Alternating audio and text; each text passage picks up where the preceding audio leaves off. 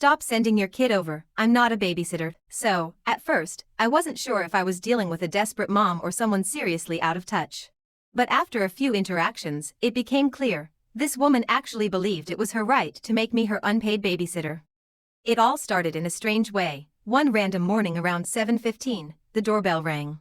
I opened the door and saw her son, a boy around 7 years old, standing there by himself. We were still half asleep, barely awake. My kids were still getting ready, so I explained to the boy that they couldn't play right now and to come back later. He responded casually, my mom already left for work. And I thought to myself, okay, what's going on here? I brought the boy inside, gave him breakfast, and tried calling his mom. Of course, she wasn't home. So I ended up playing babysitter for the day. The boy was nice, got along with my kids, and the day went smoothly. When she returned, I brought the boy over and politely explained that this couldn't happen again. She just shrugged and said, oh, but what else do you have to do all day? I took a deep breath and explained that, yes, I worked from home. She rolled her eyes and replied, an artist isn't a real job. To top it off, she added, and besides, you're married. You don't even need to work. As if my life was just sitting around waiting for her to drop her kid off at my door. The next day, at 7:15 on the dot, guess what? He was there again. Once again, I brought him inside, fed him breakfast, he played with my kids, and later, I took him back to his mom. I tried once more to explain that I couldn't take on this responsibility. She, unfazed, responded that it was my duty as a neighbor to help. On the third day, I had to go to a doctor's appointment and told her that if she sent him over, he'd be waiting outside because I wouldn't be home.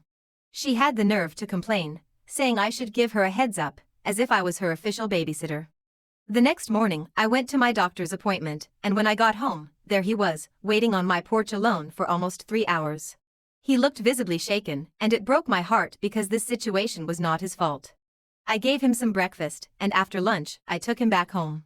Once again, I explained to his mom that he'd been left alone. She calmly replied, I didn't have enough time to find someone else to watch him, and somehow blamed me for it. This time, I was firm.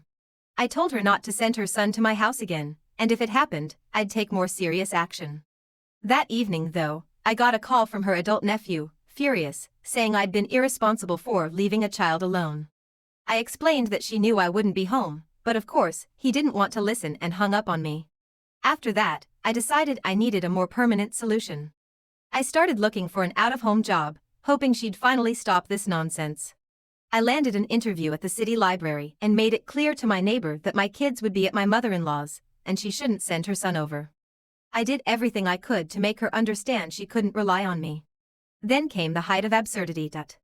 On the morning of the interview, I left my kids with my mother-in-law, and when I got back to the car, her son was sitting in the back seat. She had followed me and, while I was inside, put him in my car. Without even telling me. My mother-in-law wasn't willing to watch an extra child, and this forced me to cancel my interview. I was fuming. I waited until she got home and went straight over to her house. I made it very clear that if she sent her son to my place again, I'd call the police and Child Protective Services. She calmly replied, if you didn't want to watch him, you could have just said so. That was the last straw. A few days later, her husband came over. He seemed confused and wanted to know what was going on because he noticed I was upset. I explained everything to him, especially the incident with the car. He was shocked and said she'd told him I was a paid babysitter and that he'd been giving her money to cover the costs.